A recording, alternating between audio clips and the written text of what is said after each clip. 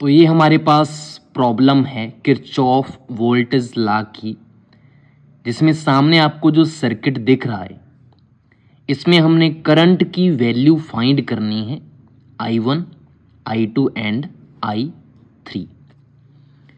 तो ये बहुत सारी वीडियोस में हमें एक्सप्लेन किया हुआ है, लेकिन एक्चुअल में लगेगा कैसे वो बड़ा कंफ्यूजिंग है। कहीं पे प्लस ले लेते हैं, कहीं पे माइनस ले लेते हैं।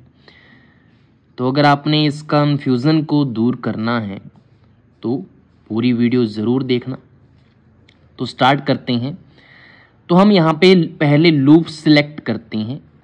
तो मैंने जैसे ये पॉजिटिव नेगेटिव है ऊपर वाली बैटरी में, तो मैंने ये वाला ऐसे एंटी क्लॉकवाइज क्या कर लिया, एक लूप सिलेक्ट कर लिया। कैसे चल रहा हूं मैं, एंटी क्लॉकवाइज, ऐसे चलूंगा मैं।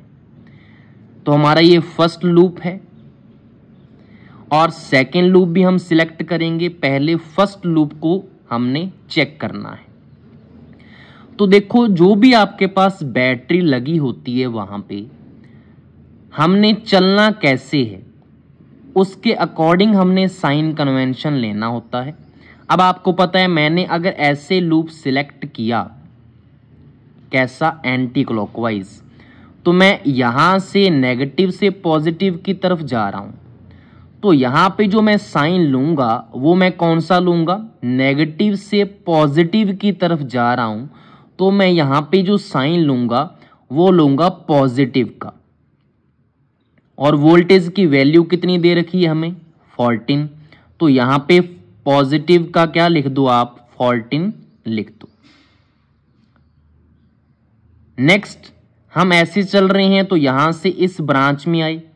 अब इस ब्रांच में देखो एक रेजिस्टेंस लगा है और करंट की डायरेक्शन देखो नीचे ऊपर की तरफ है I2। अब इसमें देखो हम तो चल रहे हैं नीचे की तरफ और जो करंट की डायरेक्शन है वो ऊपर की तरफ है। तो जब भी ऐसे अपोजिट डायरेक्शन में आए तो वहां पे जो रेजिस्टेंस लगा हुआ है उसका जो ड्रॉप हो रहा है उसको हमने पॉजिटिव साइन से लेना होता है। तो प्लस इसका यहां पे ड्रॉप कितना होगा, V = IR होता है, आपको पता है। तो 4 × I2, 4 × I2, समझ में आया। अगर ये हमारी डायरेक्शन और करंट की डायरेक्शन सेम होती तो यहाँ पे जो वोल्टेज का ड्रॉप हुआ है 4 ओम की वजह से, वो मैं यहाँ पे माइनस में लेता। मतलब टोटल में से इतने का ड्रॉप हो गया माइनस। लेकिन हमारी यहाँ पे डायरेक्शन क्या है, दोनों की अपोजिट है करंट की, तो यहाँ पे आप साइन लोगे हमेशा प्लस का। तो हमारी ये वाली चीज होगी। नेक्स्ट हम चलते हैं इस साइड। अब देखो नेगेटिव से अगेन हम किधर जा रहे हैं, पॉजिटिव की तरफ बैटरी में। तो यहां पे भी साइन कौन सा आएगा, प्लस का। तो प्लस का यहां पे क्या आ जाएगा, 10 वोल्ट। यहां पे प्लस का 10 वोल्ट हुआ। अब आगे हम जा रहे हैं, देखो करंट कौन सा यहां पे है, I1 करंट है। जिस साइड करंट की डायरेक्शन है उसी साइड हम मूव कर रहे हैं इस लूप के अकॉर्डिंग। तो अब मुझे बताओ यहां पे साइन कैसा आएगा, जो वोल्टेज ड्रॉप हो रहा है। तो यहां पे साइन हमने लेना है माइनस का। तो माइनस का 6 × जो करंट की वैल्यू है I1, जो करंट वहां पे ब्रांच में जा रहा है उसी करंट की वैल्यू हमने लेनी होती। अगर तो हम सेम डायरेक्शन में जा रहे हैं तो जो ड्रॉप होगा वो माइनस में लेना है। अगर यहां अपोजिट डायरेक्शन में जा रहे हैं तो वहां पे प्लस। अगर नेगेटिव टू पॉजिटिव जा रहे हैं तो प्लस, अगर पॉजिटिव टू नेगेटिव होगा तो माइनस ले लेंगे। इसके बाद यहां पे अगर हम इधर वापस चले जाएं तो हमारा ये जो लूप है वो कंप्लीट हो जाता है। और किरचॉफ वोल्टेज लॉ क्या कहता है कि टोटल वोल्टेज जो है वो कंजर्व रहती है, मतलब टोटल हो जाएगा 0। अब इस इक्वेशन को आप सॉल्व कर लो। तो यहां से क्या आया, 4I2 माइनस का 6I1, 14 और 10 कितने होते हैं, 20 4।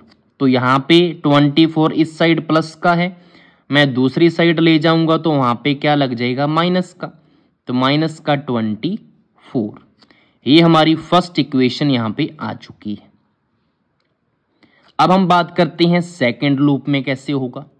तो सेकंड लूप आप जैसे इस बैटरी से अगर आप स्टार्ट करना चाहते हैं तो मैं हमेशा क्या लेता हूं, पॉजिटिव से स्टार्ट करता हूं अपना लूप। तो मैंने अब ऐसे लूप बना लिया। कैसा लूप बन गया ये, क्लॉकवाइज। मैंने अब क्या किया, पॉजिटिव से हमेशा लेता हूं तो मैंने ऐसे लूप बना लिया। ये पॉजिटिव इधर था तो मैंने ऐसे लूप बनाया था। आपकी मर्जी है, आप लूप कैसे भी सिलेक्ट कर सकते हैं, बस आपके साइन जो हैं वो बिल्कुल करेक्ट होने चाहिए। तो यहाँ पे स्टार्ट करो। अब यहाँ से स्टार्ट करेंगे तो नेगेटिव टू पॉजिटिव जा रही हैं, तो 10 की वैल्यू कैसे लेनी है हमने, प्लस की। तो यहाँ पे मैंने लिख दिया 10, हो गया। अब आगे की तरफ जा रही हैं, जिस तरफ करंट की डायरेक्शन उसी तरफ हम मूव कर रही हैं, तो यहाँ पे साइन कैसा आएगा, माइनस का। माइनस का 6 इंटू करंट कौन सा जा रहा है, I1, माइनस का 6I1। अब आगे नीचे की तरफ आए, यहाँ पे कोई कंपोनेंट नहीं लगा, फिर आगे चले। अब यहाँ पे फिर एक रेजिस्टेंस आया। अब देखो हम मूव भी इसी साइड में कर रहे हैं और करंट की जो डायरेक्शन है वो भी हमारी किस तरफ है, इसी साइड है। तो जब करंट की डायरेक्शन और मूव वाली जो डायरेक्शन है सेम है, तो अगेन यहाँ पे क्या आएगा, एक माइनस का साइन। और करंट कौन सा जा रहा है ऊपर, देखो I3 करंट नीचे से जा रहा है, तो यहाँ पे क्या आएगा, 2 इंटू I3। अब ऊपर जा रहे हैं, यहाँ पे कोई कंपोनेंट नहीं है, फिर यहाँ पे 10 वोल्ट हमारा आ ही चुका है, तो दोबारा नहीं करना। तो हमारा यहाँ पे हो जाएगा इक्वल में 0। तो यहाँ से इसको सॉल्व करेंगे तो क्या आएगा, माइनस का 6I1 माइनस का 2 into I3 is equal to, देखो 10 पॉजिटिव का है, दूसरी साइड जाके माइनस का। और यहाँ पे अगर हम माइनस कॉमन ले लें तो आपको पता है माइनस कॉमन लेंगे तो अंदर पॉजिटिव आ जाएगा, 6I1 प्लस 2I3 और इज इक्वल टू माइनस का 10। माइनस से माइनस कैंसिल, तो हमारी जो सेकंड इक्वेशन आई वो क्या आई, 6I1 प्लस 2I3 इक्वल 0। ये हमारी आ चुकी है सेकंड इक्वेशन, और ये हमारी क्या थी, फर्स्ट इक्वेशन थी। हमने फाइंड क्या करना है, I1 I2 I3। अब देखो हम एक और इक्वेशन बना सकते हैं किरचॉफ करंट लॉ से। अगर मैं इस नोड की बात करूं, यहां पे चेक करो, यहां से इधर क्या आ रहा है, I1 करंट आ रहा है, ऊपर से देखें I2 करंट आ रहा है, और यहां से बाहर क्या निकल रहा है, I3 करंट। तो यहां पे अगर KCL लॉ देखें तो I1 प्लस I2 माइनस का I3 वो इक्वल क्या आ जाएगा, 0। ये किरचॉफ करंट लॉ है। तो यहां से हमारी थर्ड इक्वेशन क्या बन गई, I1 प्लस I2 इक्वल में I3।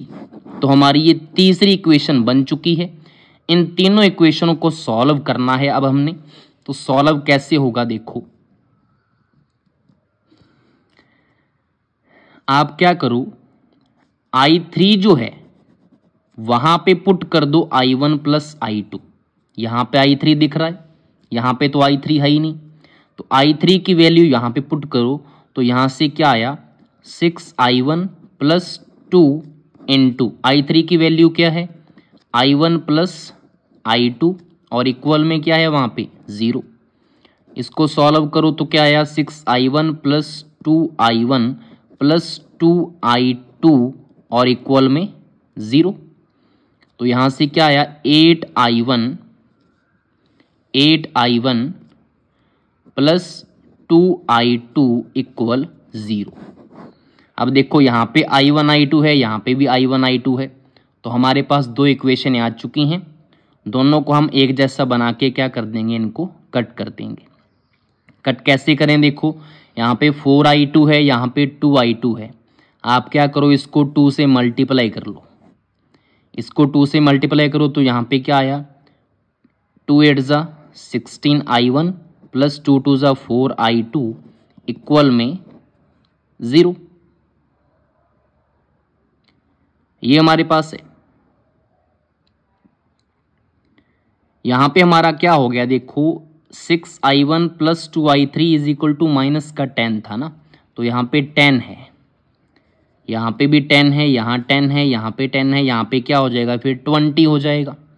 ऊपर हमने क्या किया है, ऊपर हमारा यहाँ पे 10 आया था ना, हमने आगे 0 लिख लिया, तो यहाँ पे 10 चल रहा है, तो यहाँ पे हमारा क्या हो गया, ये 20 आ गया।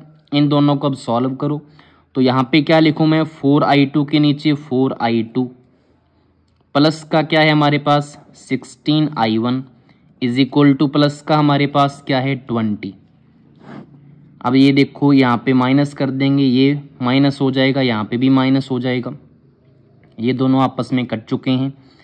16 और 6 कितने होते हैं, माइनस का 22i1 is equal to minus का ये कितना आ गया 44, माइनस से माइनस कैंसल, तो i1 हमारा कितना आ गया 2 एम्पियर, 22 2 ज़ा 44, तो i1 की वैल्यू 2 एम्पियर आ चुकी है। अब हम सेकेंड इक्वेशन से क्या कर सकते हैं, i3 निकाल सकते हैं। तो यहाँ पे देखो 6 इंटू i1 कितना आया 2 plus 2i3 is equal to क्या है 10 है, तो यहाँ से 6 2 ज़ा 12, 12 plus 2i3 is equal to 10, और 12 इधर जाएगा तो क्या आएगा, यहाँ पे बता रहा हूँ i3 इज इक्वल टू आ जाएगा 10 - 12 माइनस का 2 और अपॉन में ये 2 जाएगा, तो i3 की वैल्यू हमारे पास क्या आ जाएगी माइनस का 1 एम्पियर। ये तो आप सॉल्व कर ही भी सकते हैं वैसे।